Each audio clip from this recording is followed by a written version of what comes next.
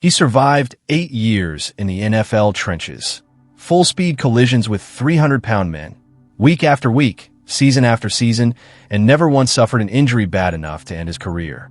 He retired healthy. He retired, by every account, in one piece. But 3 years later, at just 35 years old, Josh Morrow was found dead inside his own home. And what the medical examiner discovered in his body would leave his family, his former teammates, and the entire football world searching for answers nobody expected to need. Here's what should stop you cold before we even get into who Josh Morrow was. No hit took him down. No devastating injury forced him out of football. No single moment on a Sunday afternoon ended his career the way it does for so many NFL players. Josh Morrow made it through 8 full seasons in the most physically punishing professional sport in America without a career-altering injury. He walked away from the game on his own terms, at 30 years old, seemingly in full health. And yet, in April of 2026, in a quiet home in Tempe, Arizona, that same man, a former Stanford standout, an 8-year NFL veteran who had absorbed full-speed hits from some of the most powerful athletes on the planet, was found unresponsive. Emergency personnel arrived. It was already too late. Here's the fact that should genuinely unsettle you. When toxicology results finally came back, they revealed not one substance in Morrow's system, but 3 stacked together at the same time, a combination medical examiners rarely see layered on top of each other outside of the most extreme cases. 3 substances, 1 body, 1 night that ended a life that had already survived nearly a decade of professional collisions without a scratch. So what actually happened to Josh Morrow in the years after he left the NFL? Why does a career that should have ended with a quiet, uneventful retirement, a journeyman defensive end who clawed his way into the league without ever being drafted, end instead with a medical examiner's report and a father posting about his son's passing on Facebook? That's the story we're about to tell in full from the beginning. Stay with us, because by the end of this video, you'll understand exactly why so many people inside and outside the football world are now asking the same haunting question. How many more Josh Morrows are out there right now, quietly struggling, and would any of us actually know until it was too late? To understand how Josh Morrow's story ends, you first have to understand just how unlikely it was that this story ever got told in the first place. Joshua Daniel Morrow was born on February 17, 1991. Not in Texas, not in California, not anywhere near an American football hotbed, but in St. Albans, England, a historic cathedral city just north of London. His father, Greg Morrow, had been stationed there for work at the time. For the first 3 years of his life, Josh Morrow wasn't the son of a football family living out some predestined athletic path.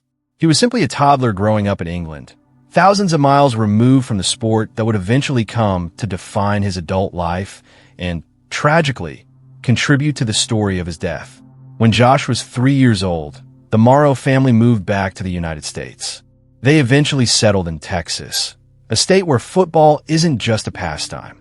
It's practically a civic religion, woven into the identity of entire communities from Friday nights in high school stadiums to Saturday afternoons in college towns.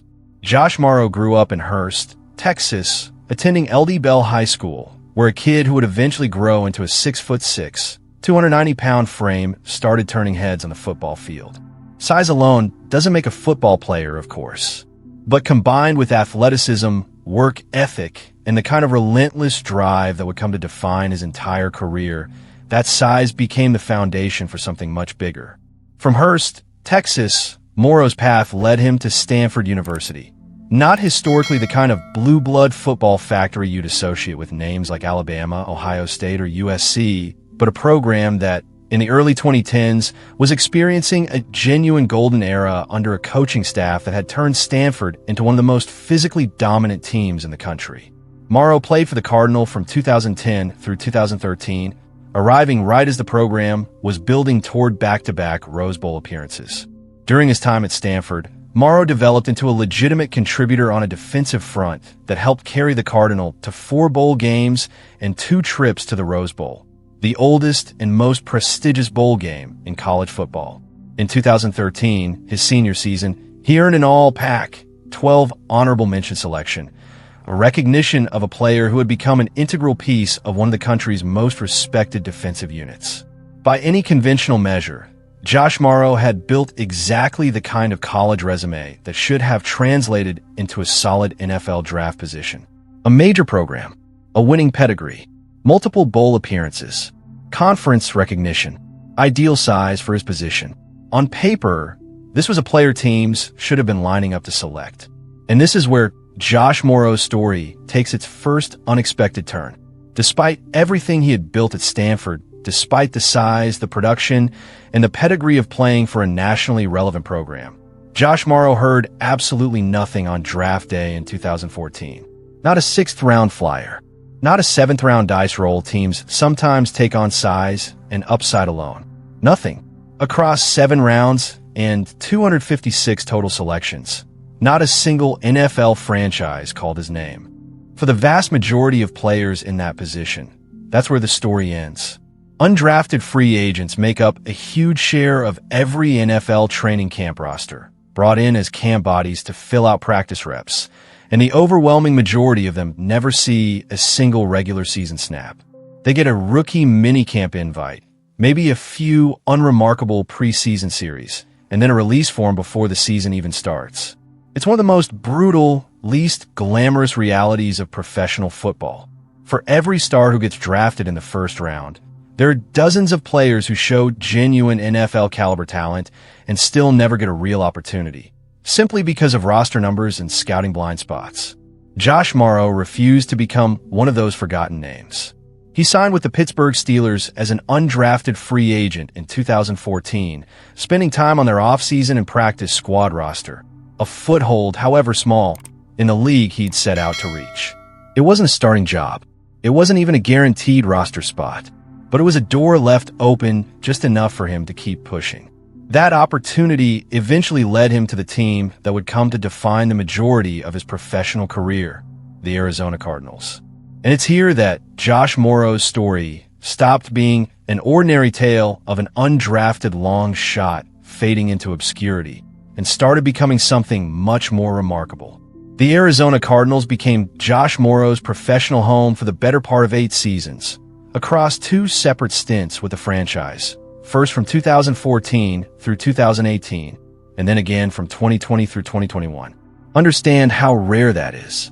In an era where NFL rosters turn over constantly, where teams routinely cut ties with undrafted players within a year or two if they don't immediately produce, Josh Morrow didn't just survive in Arizona. He built an actual, sustained career there, year after year, proving himself useful enough to keep earning a roster spot in one of the most competitive, cutthroat professional environments in American sports. His best individual season came in 2016. That year, Morrow appeared in 15 games, starting 13 of them, and finished with 32 tackles. Modest production by star player standards, but for a former undrafted free agent who'd once heard nothing but silence on draft day, those numbers represented something far more significant than a stat line. They represented proof. Proof that he belonged. Proof that every scout who passed on him in 2014 had missed something real. Over the full arc of his NFL career, Morrow would go on to appear in 80 total games, starting 40 of them. He finished with 5 career sacks, 2 forced fumbles, 1 fumble recovery, and 5 pass deflections. Those numbers will never land him in Canton, and nobody's building a bronze bust in his honor. But dismiss those statistics at your own risk, because they represent nearly a decade of a man doing exactly what he set out to do, after being told, in the most public way a young athlete can be told, that he wasn't good enough to be selected. In 2018, after 4 seasons with Arizona, Morrow moved on to a 1-year stint with the New York Giants. In 2019, he signed with the franchise then known as the Oakland Raiders. In 2020, he joined the Jacksonville Jaguars. And then, in a move that must have felt like something close to a homecoming, he returned to the Arizona Cardinals for the 2020 and 2021 seasons. Back to the organization where his NFL career had first taken root. Back to the fan base and coaching staff who had given an undrafted free agent his first real chance. The 2021 season would turn out to be his last in the league. After 8 years as a professional football player, spanning 4 different franchises, absorbing the cumulative physical toll of being a 290-pound defensive end colliding with equally massive offensive linemen on nearly every single snap of every single game, Josh Morrow walked away from the NFL. He was 30 years old. There was no chronic injury forcing him into retirement. No devastating collision that ended things for him the way it does for so many players. He simply stepped away, on his own terms, seemingly in full health, with a career he'd built almost entirely through persistence rather than premium athletic pedigree. And this is exactly where most NFL retirement stories fade quietly into the background. The cameras move on to the next season's storylines. The jersey number gets reassigned. The player becomes a name buried in a media guide, occasionally referenced when his old team plays a marquee game and a broadcaster mentions a notable alumnus. For Josh Morrow, though, the years that followed his retirement would prove to be far more consequential and, in the end, far more dangerous than anything he ever faced on a football field. There's an uncomfortable truth rarely discussed in the polished, highlight reel world of professional football. Leaving the game is one of the most disorienting transitions a human being can experience.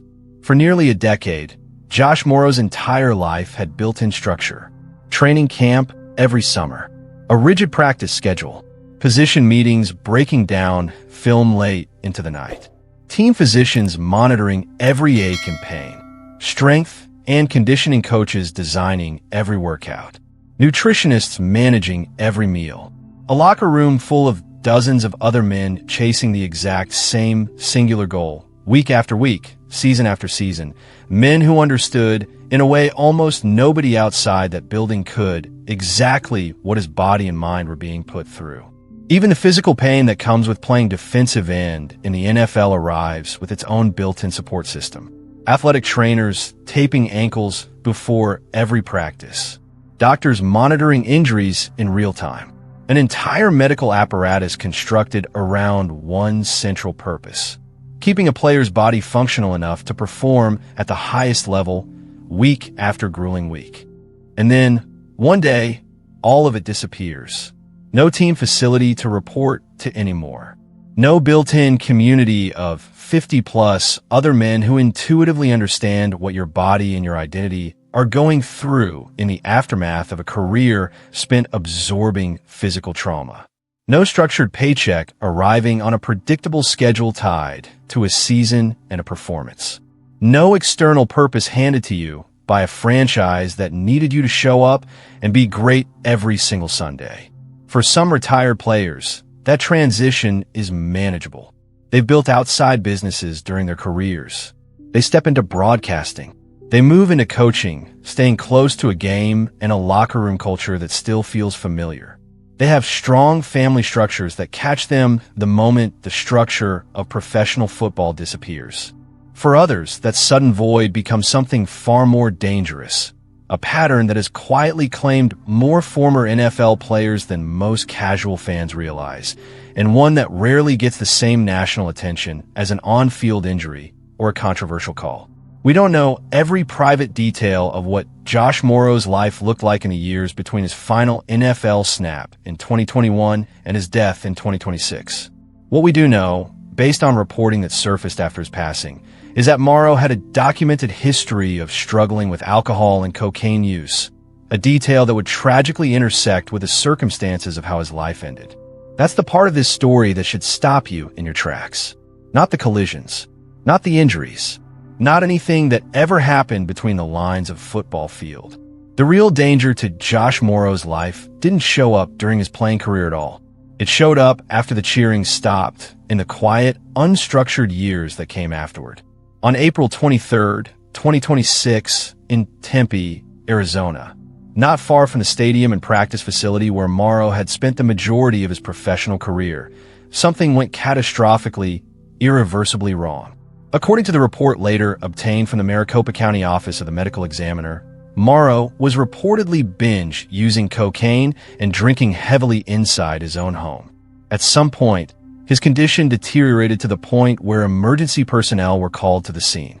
When first responders arrived, they found him unresponsive, Despite their efforts, Josh Morrow was pronounced dead at the scene. He was 35 years old. For nearly a full week afterward, the public knew nothing at all. There was no immediate press release, no breaking news alerts scrolling across sports networks, no statement issued by the league. The man who had once lined up across from some of the most dominant offensive linemen in professional football, men who'd spent years trying to physically move him off a line of scrimmage and failing, had died, and for several days, only his closest family and friends carried that knowledge. That silence broke on April 28, 2026, when Morrow's father, Greg Morrow, posted a message on Facebook informing the world that his son had died the previous week.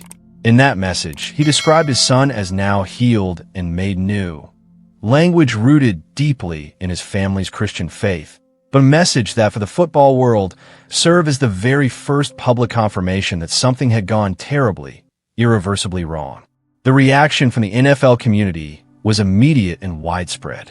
The Arizona Cardinals, the franchise most closely tied to Morrow's legacy, the team where he'd spent the majority of his career across 2 separate stints, released a statement describing themselves as heartbroken to learn of his death, extending their condolences to everyone grieving the loss.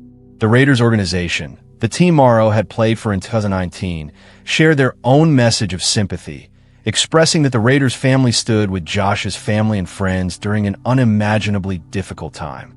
Even Stanford University, where Morrow's football journey had first begun over a decade earlier, issued a tribute honoring him as an integral part of 4 bowl teams and a pair of historic Rose Bowl appearances. But even as those tributes rolled in, one central question remained unanswered for the general public. What actually killed Josh Morrow? For weeks, that answer stayed locked inside a medical examiner's office, while fans, former teammates, and total strangers online speculated about what might have happened to a 35-year-old man who, by all appearances, had retired from football in good health. When the answer finally came, it confirmed the darkest fears buried inside that early, incomplete reporting. In mid-May of 2026, roughly 3 weeks after Morrow's death, media outlets obtained the official findings from the Maricopa County Office of the Medical Examiner. The report stated, in clinical, unambiguous language, that Josh Morrow died from an acute combination of fentanyl, cocaine, and ethanol intoxication. 3 substances, stacked together, consumed at the same time, inside the same body, on the same night. The medical examiner classified the manner of death as accidental. According to the report, there was no indication whatsoever of foul play, no investigation into a third party's involvement, no suggestion that anyone else played any role in what happened inside that Tempe home on April 23, 2026.